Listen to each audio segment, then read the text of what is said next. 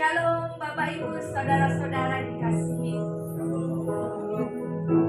Hari ini kita siapkan hati kita untuk beribadah kepada Tuhan.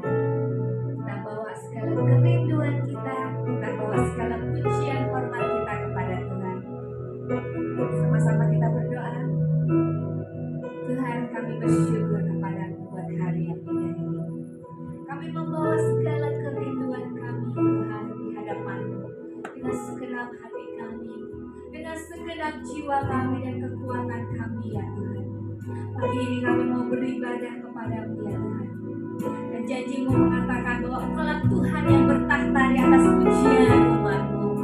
Kami bawa segala hormat kami bawa segala kerinduan kami bawa segala penyembahan kami di hadapan-Mu Tuhan. Biarlah itu menjadi dupa yang harum di hadapan-Mu, berkenan di hati-Mu ya Tuhan, dan menyenangkan hati-Mu. Terima kasih Tuhan, kami mau bernyanyi bagi-Mu Tuhan, kami mau bermazmur bagi-Mu Tuhan, sebab Engkaulah Tuhan Allah kami, yang kami sembah, yang kami hormati, yang kami tinggikan lebih dari segalanya di dalam hidup kami. Ya Tuhanku, ya Tuhanku,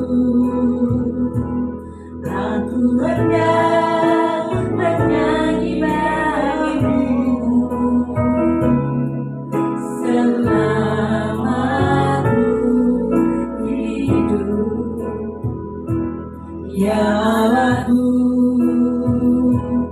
aku hendak bermazmur bagimu selagi ku ada.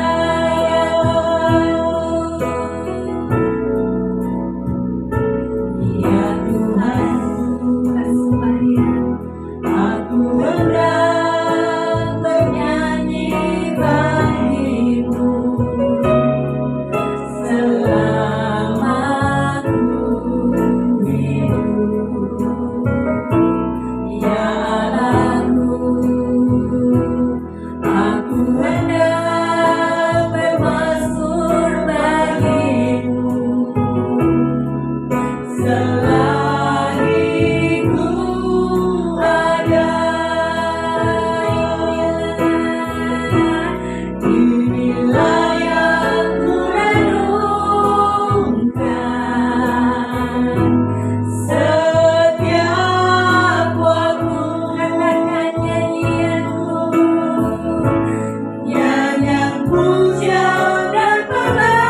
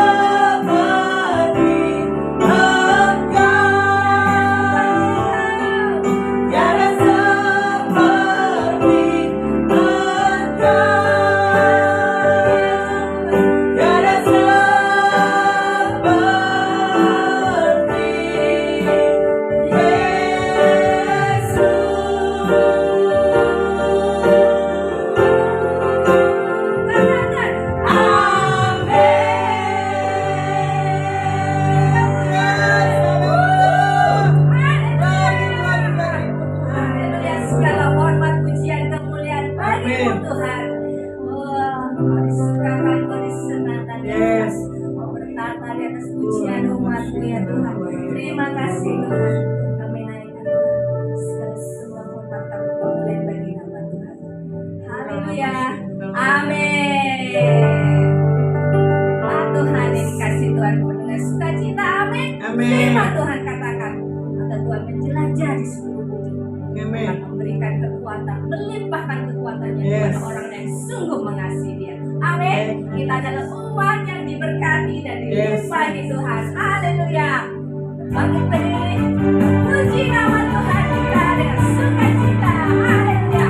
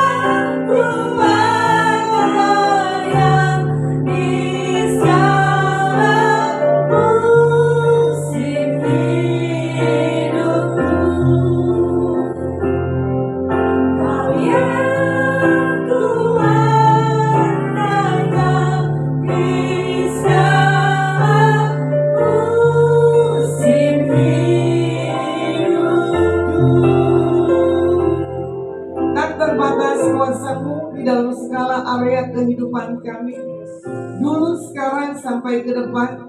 Yang kami tahu kuasa-Mu ya dan amin. Diberkati dan diurapi. Dalam nama Bapa Yahweh kami berdoa dan mengucap syukur. Haleluya. Amin. Amin.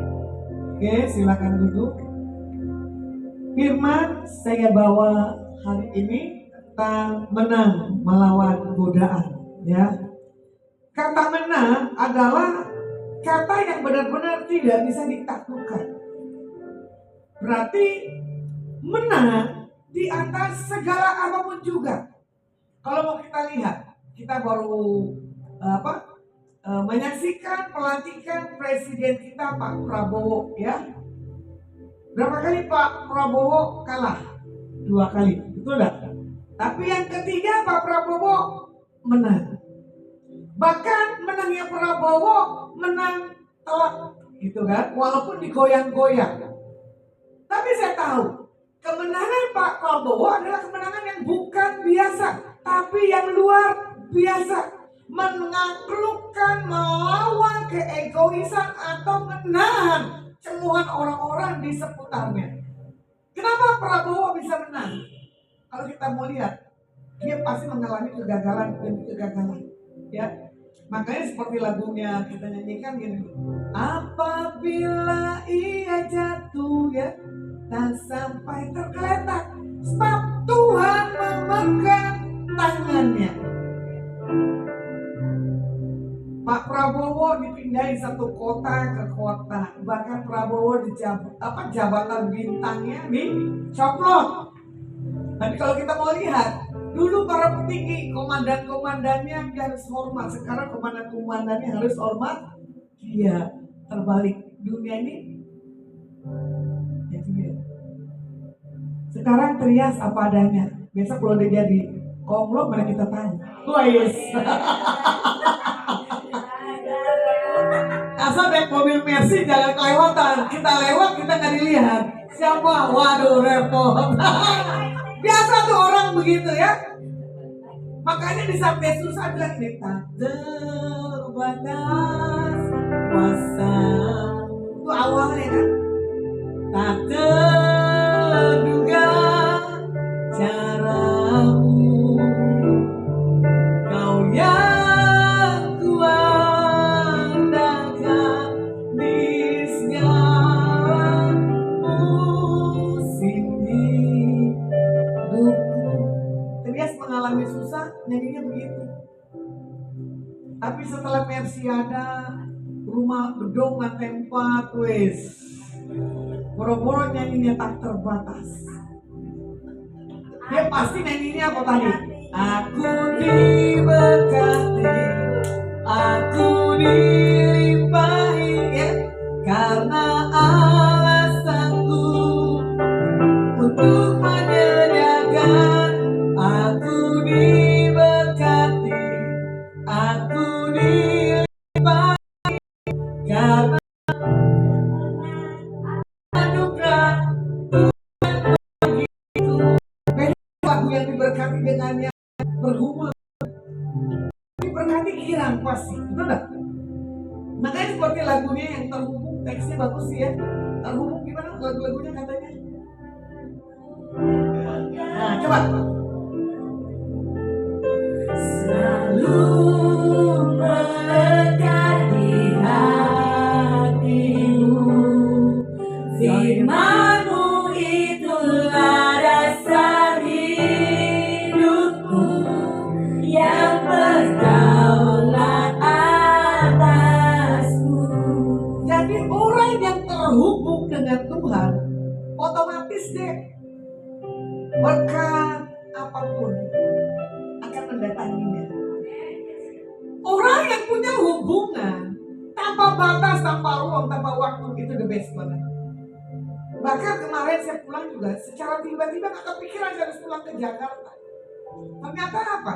Hubungan yang saya pernah jalani dengan rekan-rekan saya sempat berapa lama yang menghilang, ternyata bisa kembali lagi. Mulai lagi kita punya satu komunikasi, begitu pula dengan Tuhan. Jangan pernah hubungan kita dengan Tuhan itu terbatas. Saya sentuh orang ini karena ini punya hubungan dengan Tuhannya pahit, karena mengalami luka. kegagalan dalam rumah tangganya. Cantik loh, bodinya bagus, pergi. Cuma saya bilang gini, goblok. Ya, seperti kemarin di penjara juga gitu ya. Kita bilang apa? Goblok. Karena apa? Orang yang terhubung, orang yang menang dengan Tuhan, gak ada lagi itu tangisan. Yang ada apa? Sukacita.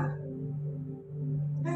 Makanya saya mau bagi setiap kita umat-umat Tuhan memandang Tuhan itu dengan satu kualitas yang the best. Jangan yang rendah. Terlantiknya Pak Prabowo ternyata reuni para menteri, betul nggak? Di mana? Di Magelang. Pesta sama Raffi Ahmad, joget-jogetan. Makanya orang yang menang otomatis refleks dia akan gila, tapi orang yang kalah dia akan punya satu wajah yang bagus. Makanya di sini dikatakan apa? Setiap kita pernah menghadapi godaan. Contoh, dia ingin kaya enggak? Lupa diri lagi.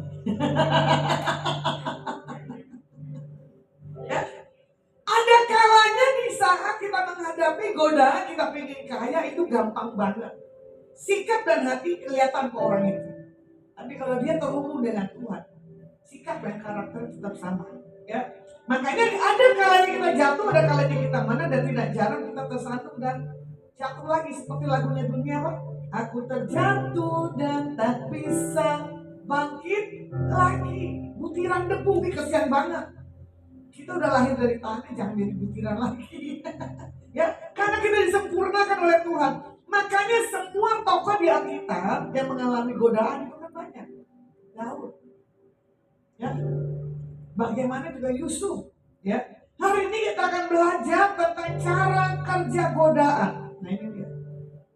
Contoh, nih, seleb aja kita godain. Hari ini saya mau bully dia. Karena berapa hari saya nggak ada di kota Semarang, betul nggak?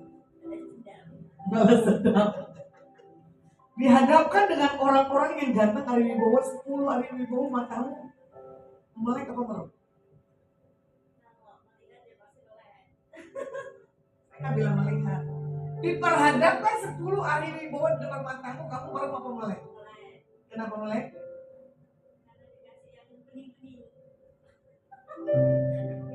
Kalau dikasih orang gila di luar, meleknya beda kan? Apalagi bau. Kalau bau, nggak mungkin. Nggak mungkin. Orang secakap apapun, walaupun dia bau badan, namanya dia artis, tetap orang akan datang. Betul nggak? Akan peluk dan kunjungi. Karena dia artis. Tahu. Bau dunia godaan. Tapi kalau orang gila, dia nggak mau. Mau datangin nggak? Pasti nggak mau. Kita menyingkir lah. Godaan hari-hari ini bagaimana sikap kita ke atas orang-orang di sekeliling kita. Kamu mau lihat teman ini yang baunya wangi apa yang bau? Baunya wangi, kamu digodain dengan fasilitas, ya, dengan keadaan dan situasi. Tapi kalau dengan teman yang punya satu hal, maunya dia orang yang pahit, khususnya, apalagi pahit, dan ini deh, keluar kata-kata yang tidak benar. Bagaimana sikap hati? Dua-duanya harus bisa diambil. Jangan pilih teman yang mau yang manis. Yang pahit pun perlu kita juga ambil. Kalau Tuhan tempatkan kita di tengah-tengah orang-orang yang bagi kita nih, oh Tuhan lagi. Nah, kemarin ada lagi candaan saya. Selanjutnya waktu saya mau keluar dari lapas wanita, ditawarin, ibu, ayo mau makan enggak? Saya bilang, makan apa ya? Nah, kita bilang mau rombongan tim, ayolah kita makan, nongkrong di sini. Diperhadapkan lagi dengan perempuan yang hidupnya tuh pahit tapi disimpan, tidak kelihatan kalau dia itu orang pahit di dalamnya dan orang yang luka, orang yang berduit loh. Sampai kepala, bukan kepala ya, petugasnya ya, melihatnya bingung. Terus bilang, ini uangnya banyak, nggak tahu di kemana uangnya, bagi-bagi hasil, saya bilang. Ya, ibu ini tertawa. Tuhan bukai di atas orang yang cantik ini. Saya bilang, udah jangan pahit. Belajar hidup kita dengan apa yang Tuhan mau. Bahkan dia bilang begini, ibu mau doain saya yang begini agamanya. keluar masuk, gak apa-apa. Yang penting mulut mengaku Tuhan Yesus Tuhan dan Juru Selamat. Saya tidak meminta satu-satu agama, enggak. Pengakuan dari mulutmu. Apalagi di lingkungan komunitas yang seperti ini, godaannya dia banyak. Kalau dia menjadi agama ini katanya tidak ditemenin, tapi kalau dia dengan agama ini ditemenin, saya bilang enggak apa-apa, yang penting hatinya. Begitu pula bagaimana dalam setiap keadaan kita belajar, ya. Bagaimana supaya kita menang menghadapinya. Kejadian 3 ayat 1 sampai 6. Yang pertama, firman Tuhan katakan begini, adapun ular ialah paling cerdik dari segala binatang di darat yang dijadikan oleh Tuhan Allah. Ular itu berkata kepada perempuan itu, tentulah Tuhan berfirman, semua pohon dalam taman ini jangan kamu makan buahnya, bukan? Lalu sahut perempuan itu kepada ular itu, buah pohon-pohonan dalam taman ini boleh makan, tetapi tentang buah pohon yang ada di tengah-tengah Tuhan berfirman, jangan kamu makan ataupun buah itu, nanti kamu mati. Tetapi ular itu berkata kepada perempuan itu, sekali-kali kamu tidak akan mati, tetapi Tuhan mengetahui bahwa waktu kamu memakannya matamu terbuka dan kamu akan menjadi seperti Tuhan. Tuhan tahu tentang yang baik dan yang jahat. Perempuan itu melihat bahwa buah pohon itu baik untuk dimakan dan sedap kelihatannya. Lagi pula pohon itu menarik hati karena memberi pengertian, lalu yang mengambil dari buahnya dan dimakannya. Diberikannya juga kepada suaminya yang bersama-sama dengan dia, dan suaminya pun memakannya. Iblis berhasil menggoda manusia pertama, Adam dan Hawa, ya. Sampai sekarang iblis juga mencoba menggunakan cara yang sama supaya kita tergoda. Makanya background kita dulu jatuhnya di mana? Kalau kita bisa menang atas background kejadian kita, dosa yang masa lalu, wah itu good banget. Contoh, ya, background saya jatuhnya di minuman dan di nikotin. Nah, nikotin itu tidak mudah dan tidak gampang, ya. Kalau minuman mah lumrah, ya. Tapi bagi yang lain-lainnya, cuma saya bilang begini, Tuhan, saya harus menang di atas sisi-sisi kehidupan saya yang di masa lalu. Makanya kita belajar, ya, supaya tidak mengalami kejatuhan lagi. Kita harus sadar jangan tergoda. Saya suka pengakuan hari itu ada orang lapas begini. Saya telah ketemu Ibu Lasma. Kalau enggak, saya nggak akan sampai di lapas ini. Katanya, ya toh? Nah, biasanya orang bicara katanya, tapi berjalan dengan waktu ada godaan. Wih, siapa sih orang nggak pengen dana uang? Kamu mau nggak kalau dikasih satu teh tergoda? Tergoda? Pasti. Ini katanya enggak. Hebat loh. Ini satu T bukan yang Trias. Trias gak punya arti nama. Triliun. Ini aja budaya bisa tergoda. Masa kamu gak tergoda? Tergoda gak? Gak jelas. Memang dari awal gak jelas nih. Gak punya gambar yang jelas. Ya. Kalau orang diciptakan pertama punya gambaran diri jelas, dia gak akan punya satu prinsip. Insya Allah katanya. Berarti ya setengah-setengah dengan Bang. Kalau ini kan jujur, saya sendiri juga kan sama.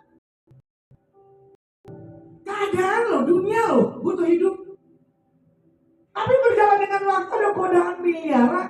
Akhirnya apa, bikin transaksi itu di lapas. Dipindahkan ke satu kota lain. Terus saya lihat di fotonya itu, oh sudah ada dengan mentornya.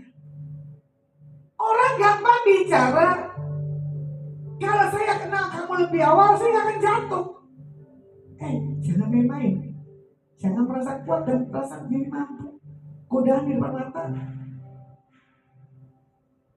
Contoh, kalau kamu lihat berlian satu kerak, tergoda gak ambil? Saya mau tanya, tergoda gak? Kamu ambil gak? Manusia gak jelas lagi. Kamu tergoda gak? Terus kamu kalau ada yang ngaku hilang berliannya, kamu balikin gak? Oh balikin, kalau enggak. Nah ini orang yang jujur. Berapa kali kita punya kehidupan pasti menghadapi godaan. Contoh hal yang sepele. kunci mobil itu ada tertinggal di kamar mandi. Ternyata saya ambil kuncinya, saya cek, ada parkirannya lagi. Bisa nggak saya kaburin? Bisa dong, kan dari CCTV, betul nggak? Tinggal jual aja di luar, 100 juta itu laku. Tapi saya nggak tergoda di atas mobil itu. Ternyata ketemu ibu ini, saya kasihlah nomor telepon saya di mobil itu. Ibu ini telepon saya. Ternyata dia bilang begini, Bu maaf, di mobil itu ada emas, panjangnya segini loh. Dari sini ke sini emasnya. Atau begitu gue kaburin.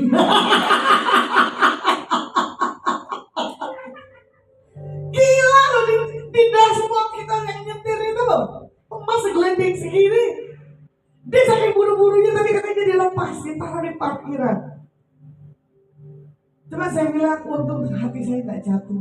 Walaupun dia ada pengakuan di mobilnya ada segelending emas, ya. Terus dikasihlah uang. Saya bilang nggak usah, saya bilang gitu tuh. Selalu saya punya kehidupan diperhadapkan dengan harta benda depan mata, tergoda apa enggak. Untungnya saya tidak tergoda, apalagi laki-laki. Mau seganteng apapun jalan, gitu. Singkat cerita, loloslah kita dikasih uang. Wah, diketawain. Sudah teruji sampai sekian tahun toh, masih menjomblo, masih ya. Kedua, di tempat fitness, anting bulat begini lumayan gede jatuhnya sama lagi nongkrongnya. Sama kayak Bu Yohana, gue tunggu dulu ada yang ngaku nggak ada yang ngaku, gue ambil. Ternyata ada ibu cantik ngaku, dituduh yang cleaning service, dituduh yang lain-lainnya. Coba saya ketawa pas saya lagi muncul di ruangan itu, ibu kenapa? Saya kehilangan anting Bu. Oh, jenisnya gimana? Saya bilang gitu tuh, ini begini. Saya keluarin dari kantong saya bilang ini Bu. Loh, kamu yang ngambil ya? Orang dia ada di loker, gimana saya mau ngambil? Untung ada teman ngejiu saya, dia marah.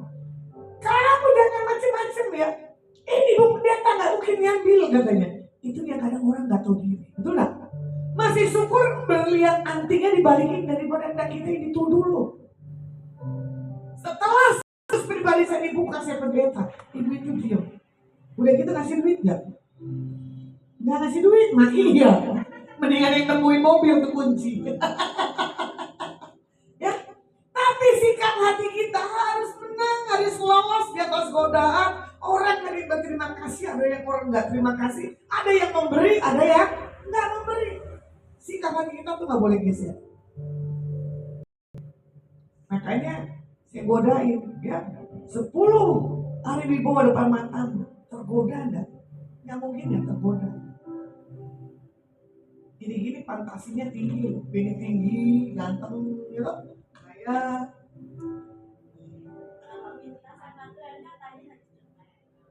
ya. Kita nggak tahu terjadi padanya keputusan Tuhan. Ya kan? Jangan menghakimi. Mana bisa lu baru dibawa? Loh, yang giginya pas-pasan aja. Ya, dapat tajam melintir lagi. Coba saya kaget ini orang cara mandangnya gimana ya? Kalau masih lagu enak, ku pandang wajahmu dan tersenyum, gitu. Kalau kita pandang Tuhan tuh masih enak. Ini wajah yang dibuat seumur hidup. Tapi tetap orang kita masih cinta. Jangan batasi tentang apapun juga dalam kehidupan setiap kita. Yang pertama, godaan itu mulainya dengan keinginan. Bagaimana Adam dan Hawa, ya, melihat buah pohon yang baik dan yang benar. Nah, itu yang dialami di jiwa manusia. Kalau mau dilihat contoh keinginan seperti ingin dikasihi, nafsu, cinta, ya toh, makan, seks, itu godaan yang berat. Nah, kalau dipengaruhi di momen yang salah, cinta, seks, dan uang itu pasti jadi. Gak mungkin enggak lah, sehebat apapun. Makanya orang yang membuat masalah cenderung pasti dia jatuh dalam dosa. Kalau orang yang hidupnya gak punya dengan permasalahan, dia pasti akan menjauhi. Cuma pada prinsipnya begini, saya suka. Orang yang melekat kepada Tuhan, pagi, siang, dan malam, itu orang yang akan tidak pernah jatuh dalam segala apapun tantangan coba dalam hidupnya. Karena apa? Hidupnya melekat kepada Tuhan. Karena apa? Berapa kali pernah saya coba orang-orang yang setia sama Tuhan. Pagi, siang, dan malam dia sering berdoa. Saya godain, saya kerjain, ini tetap hatinya melekat. Ya, makanya yang kedua, bagaimana orang mengalami godaan adalah meragukan firman. Iblis akan membuat kita tidak meyakini setiap firman yang Alkitab katakan. Apalagi di posisi kita terjepit. Nah, itu gampang sekali meragukan. Mana Tuhan aku udah minta, tidak dapatkan jawaban. Bukankah firman-Mu katakan Tuhan mintalah maka akan diberi. Kok belum dapat? Bagaimana yang ketiga? Mengganti dengan kebohongan. Ya, bahkan keraguan itu terganti dengan kebohongan yang dari iblis. Bisa memanipulasi setiap keadaan situasi, memutarbalikkan keadaan atau fakta. Ya, makanya keempat, melakukan ketidaktaatan dan ujung-ujungnya kita akan jatuh dalam godaan dan tidak taat akan firman dan tidak akan Tuhan. Kalau mau dilihat Amsal 4 ayat 23, jagalah hatimu dengan segala kewaspadaan karena disitulah terpancar kehidupan. Orang yang menjaga hatinya, orang yang menjaga hidupnya, jalannya itu enak, wajahnya pun tidak punya bergumam. Contoh kemarin saya di Plaza Indonesia di jam makan jam 8 malam ya, telat karena kondisi Jakarta hujan lebat, macet lah otomatis. Tapi tetap ditunggu. Ternyata pesan makanan tunggu saya datang baru pesanan makanan dijalankan. Harusnya Pak pesan dulu ya, kita datang duduk tinggal makan, betul enggak? Ternyata kan enggak. Saya duduk baru pesan makanan, kan kelamaan orderannya. Berjalan dengan waktu saya lihat jam, aduh saya mesti ketemu lagi tamu saya satu lagi sebelah sana. Tapi omong, ini orang yang di luar daripada Tuhan. Tuhan cuma bilang begini, kasih uang di atas orang itu, nanti kamu lihat cara Tuhan membalikkan kondisi dan keadaan. Orang ini nurut. Orang ini cuma kaget. Cuma saudaranya bingung, kenapa teman-temannya bulasan minta uang. Lucunya dibilang apa? Bu, kamu kalau doa jangan pelan-pelan, kenapa sih? Lagi kenapa sih kamu doa uangnya lagi ke atas? Nah, orang yang menang punya kesaksian, jangan malu dikelilingin orang-orang yang tidak mengerti. Waktu saya terima itu uang, saya doain, saya nggak tahu kalau suara saya kencang di restoran itu, ya, karena kan itu Plaza Indonesia kan orang-orang yang gimana gitu kan. Tapi saya bilang nggak apa-apa Bu, ini namanya orang kita penginjilan dimanapun, kondisi keadaan apapun, tetap mempermuliakan nama Tuhan. Setelah dari situ, saya tanya kesaksiannya, cuman dia bilang ini, dia kaget, kok bisa tahu?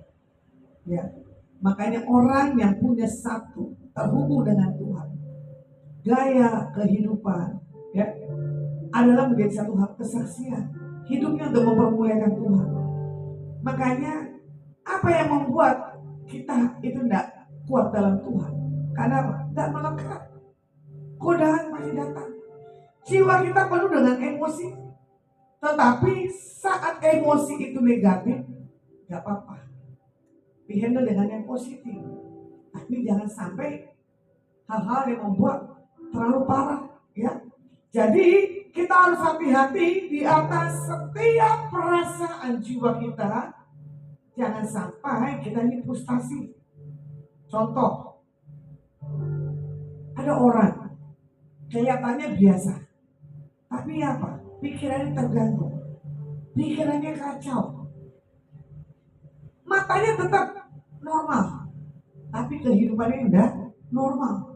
Di satu sisi dia bisa marah dan meledak. Saya bilang gini, pasti ada sisi kehidupan yang gak tenang dalam hidupnya. Makanya Amsal 14 ayat 8 di sini katakan apa? Mengerti jalannya sendiri adalah hikmat orang cerdik, tetapi orang bebal ditipu oleh kebodohannya.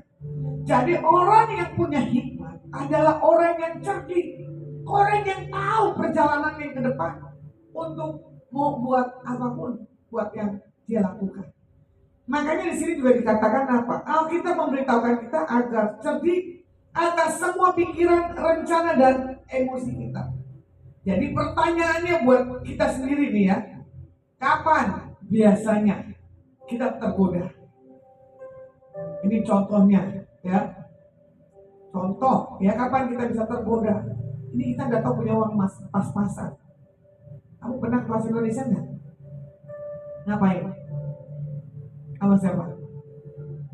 Ngapain? Oh, untung nggak punya duit. Bagus toh. Kalau punya duit, belanja apa? Nah ini tuh godaan kan atas dirinya sendiri. Ya, kapan biasanya tergoda? Udah nggak punya duit, jalan-jalan di Plaza Indonesia lagi. Kalau kamu punya duit di Plaza Indonesia jalan-jalan nggak? Ngapain? Punya uang.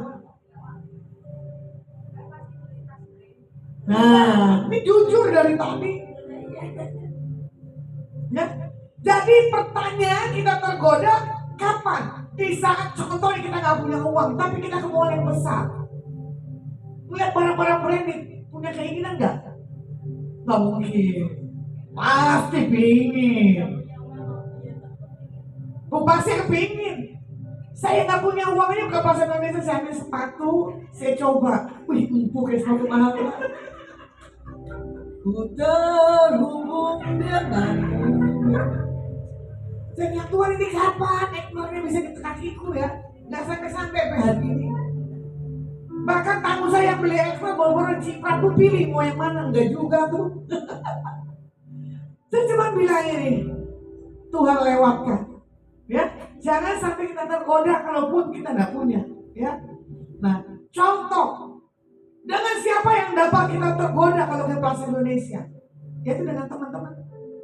Ya tadinya nggak punya niat, biasanya ibu sosialita ya, suaminya uangnya pas-pasan tapi dipaksain. Nah itu dia mempengaruhi. Ya, jadi kalau kita sering tergoda, jangan ke tempat yang tidak perlu.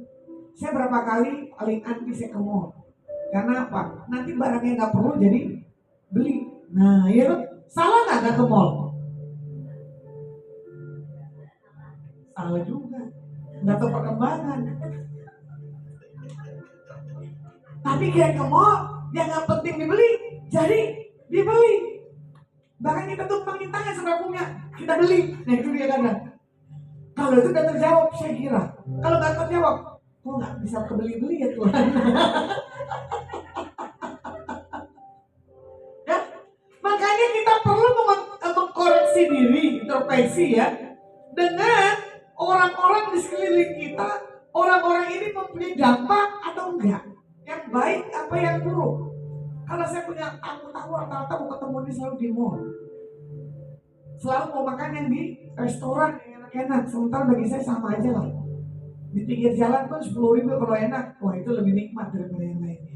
Ya, jadi sebaliknya, bagaimana kita menghadapi godaan? Pertama, berseru kepada Tuhan Yesus. Yang kedua, menghindari godaan. Yang ketiga, memfokuskan pada hal-hal yang lain. Yang keempat, menggabungkan diri dengan komunitas yang positif. Nah, itu dia yang cara menghindari ya godaan-godaan yang tidak daripada Tuhan. Berseru kepada Tuhan, ya. Terus minta pertolongan Tuhan dan menghindari segala sesuatu dalam setiap kita. Jadi firman buat hari ini saya rangkum ya, bagaimana komunitas kita bisa menang dan menguatkan iman kita. Itulah yang buat ke depan kita menghadapi hal yang dahsyat.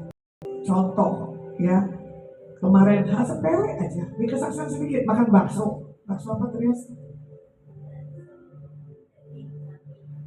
Ya pokoknya daging lah, bakso daging. Saya pokoknya memusim pelepasan bakso dan bakmi dan gorengan. Ini aja 3. Tiap hari kalau nggak makan bakmi, bakso atau gorengan kayaknya rasanya hampa. Gitu loh. Tiba-tiba seleb bilang, ayo bakso itu katanya enak. Menang godaan tuh nggak mudah. Setelah itu babat yang udah salah ya.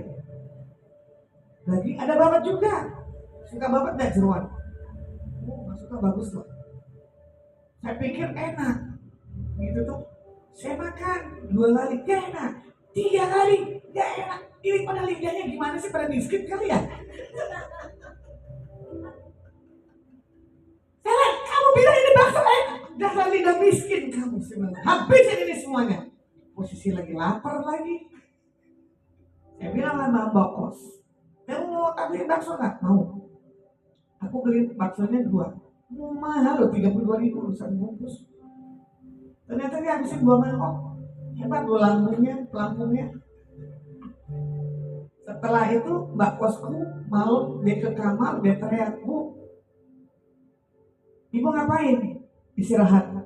"Ibu tahu nggak bakso yang ibu makan?" Terus kenapa memang? Aku bawa ke kantor. Terus aku bilang nih bakso ini dipotoin mahal gitu. Apa itu ada di handphone saya? Diketawain. Kok tuh main bola sama pendeta nggak peka kalau itu ada penglaris. Oh Tuhan. Pantas gua bilang miskin lu punya lidah gak bisa rasa itu enak atau tidak karena apa? Mulutnya udah kompromi sama kuasa gelap. Enak.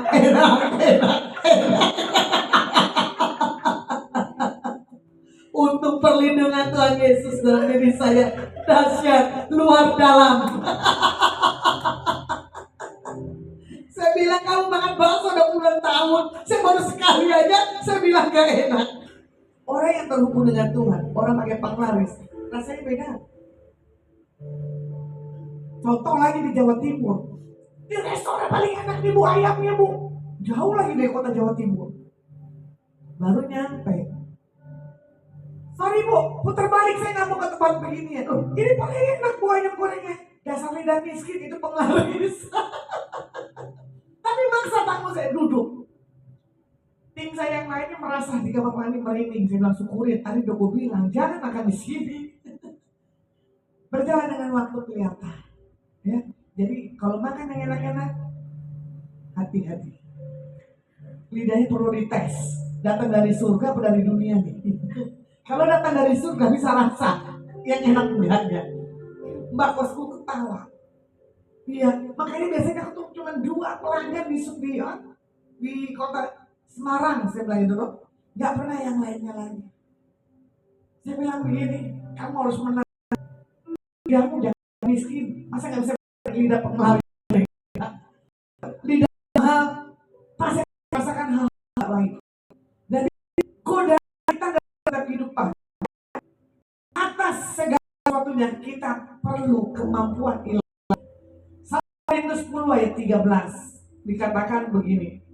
Pencobaan yang kamu alami, pencobaan biasa,